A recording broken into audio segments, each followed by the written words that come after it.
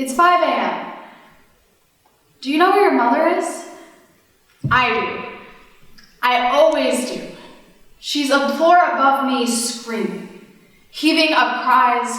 Castles of air won't penetrate her lungs. She's got the run. She is literally trying to run away. Evaporate, escape from a prison I can't locate, so I guess I don't know where she really is.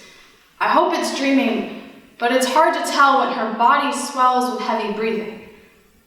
I don't know where her PTSD has taken her. At 58, my mom's been kidnapped, trapped in the memory of a man lifting his hands and beating her, and I hate that name because it's not a game. No one wins, unless the score is being kept by the bruises on her skin, but it's been years since she's left him, yet there's something underneath, within. When my mom got diagnosed with PTSD, I didn't believe her. I thought it was just for soldiers, men crushed by bullets or boulders, Marines in Vietnam fleeing the Viet Cong, running, flying, dying, and I kept trying to understand, to demand she be normal. I didn't see the cut, so I ignored the bleeding. I wanted to be a child, so I acted like one.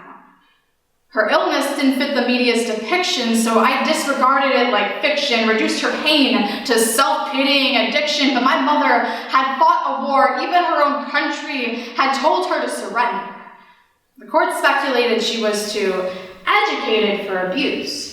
Her PhD outweighed her battle wounds, so when she called for justice, it was no use. The friction in the affliction weren't in the source. She didn't live beneath the poverty line, so they sketched her out as crazy, wrote she was insane on enough papers until it was a diagnosis, a psychosis, and as I woke up every night to the sound of my mother screaming, she didn't sound human anymore.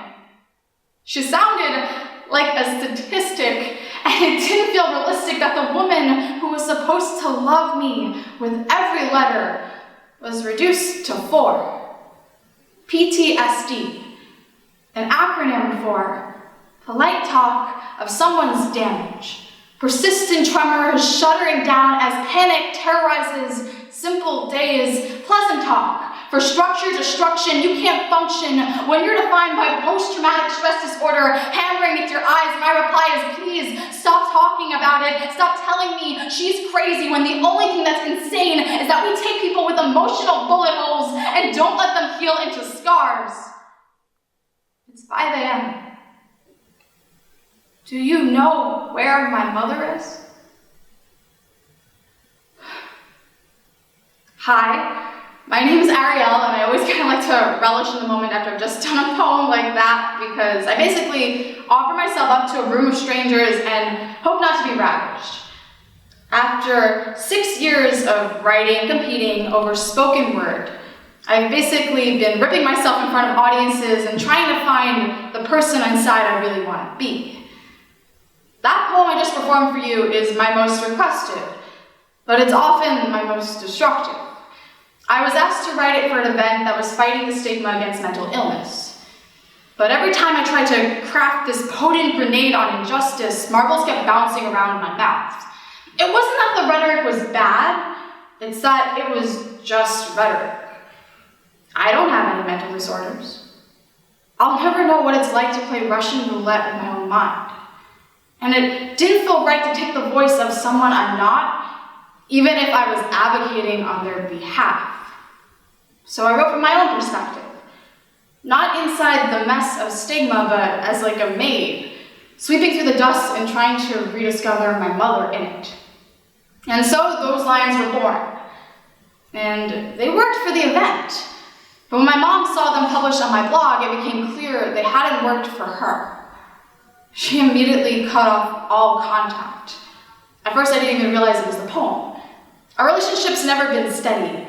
It often feels like a marathon of emotional violence. I just figured I was the last punching bag left in the gym. Realization didn't hit me until I flew home at the end of the semester and my mom greeted me with, you know, it's good to realize that after 19 years, you just see me as material. You see, my mom and I are cut by a lot of blades. From clothes, to music, to the reasons we hate politicians. But entitlement has always been the biggest gap. You've heard it all before. We are the generation of everyone gets a trophy. Everyone goes to college. Everyone needs that extra burger, extra helping, extra help. But there's a kind of entitlement that's existed long before we became so self-centered we needed to put I before every piece of technology.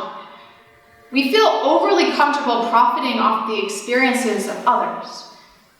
We feel entitled to people's stories. Now, storytelling is the art of adaptation. For the past 3 years, I've been studying screenwriting at USC School of Cinematic Arts, and I've learned that filmmaking is condensing a person's life into a 2-hour spectacle, whether it be Oscar Schindler, Abraham Lincoln, or even Justin Bieber. We take people's actual realities and twist it into moments we think are worth having. The past year, I took my own crack at it and began writing a feature film about Rosa Roboda. She was a prisoner at Auschwitz who organized a rebellion on the camp. During the revolt, they blew up a gas chamber and allowed 300 Jews to escape from the fence. As I knitted her into my screenplay, my professors and classmates encouraged me to tinker, to twist her life in the most entertaining thing I could. It was my job to take my artistic license and drive an audience down the most compelling road. But did I have that right? To take her existence and make it into anything I wanted? Yeah, I had an artistic license, but this was someone else's car. Bending biographies is a really common practice in filmmaking, but it's easy when your subject's been dead for centuries. This was Rosa who endured the Holocaust. When a third of the people who know about what she experienced, according to the Anti-Defamation League, deny it even happened, what gave me the right to fictionalize it? But how can we make honest art without objectifying other people's experiences? For the longest time, I thought it was talking about my own life. My mentor was Nora Ephron, the writer of When Harry Met Sally and Sleepless in Seattle. She's the queen of the rom-com and infamous for using her personal experiences as material. I figured her method would work for me. But when I was 3,000 miles away from home and my mom wouldn't even pick up a phone, when I was crying on my shower floor, too afraid to talk about it to anyone because that would involve admitting the damage I caused, I didn't care how to become Nora.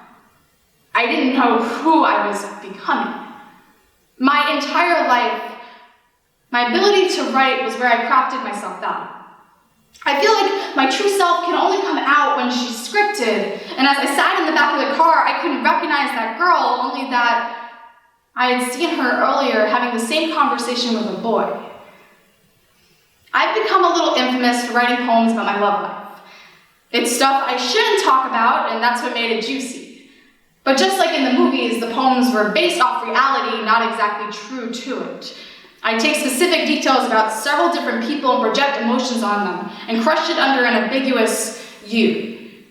I took my artistic license and I drove off the road. The conversation I was having about violating my mother's story I'd had with a boy only a few months earlier.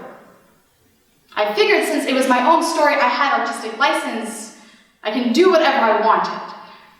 But we don't live in a vacuum. There are cones and lines and other drivers, and skyrocketing down the freeway destined me for collision. Yeah, I survived the whiplash, but I lost my friends. People I really loved and respected off stage. And all I had left of them was the wreckage, so I made it into maturity. My writing became an assertion of power. I thought, so you don't want me in your life story? Fine, I'll take it from you. I'll turn our relationship into mine and make you into anything I want and hide behind art so you can't accuse me of stealing you from yourself. Basically, I aired out my wounds by putting salt in other people's. But people really loved my writing. The influx to my blog was bursting. People paid me respect after performances I couldn't get anywhere else. But I had also gathered some haters.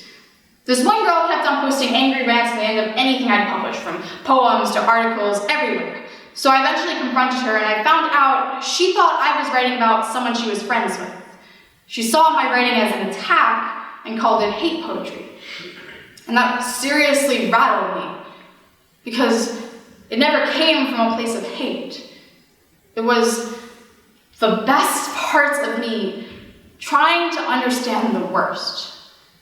You see, poetry is the most important relationship in my life.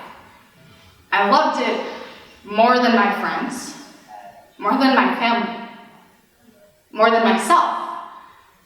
When I said this to my mother, I saw her cry in a way I had never before. She was crying for me. There's an age-old question. Why do we tell stories? And we each have our own answer, but I always told stories to feel heard. And that's exactly what spoken word does. But when the story isn't yours, there is an artistry to listening, to sitting silent in the passenger seat.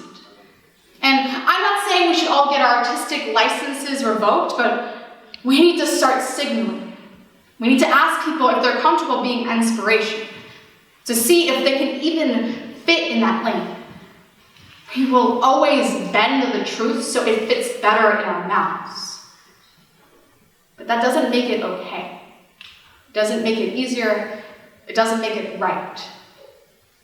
I had a conversation with my mom about the poem, about all the poems she's been in, and trust me, there are way too many.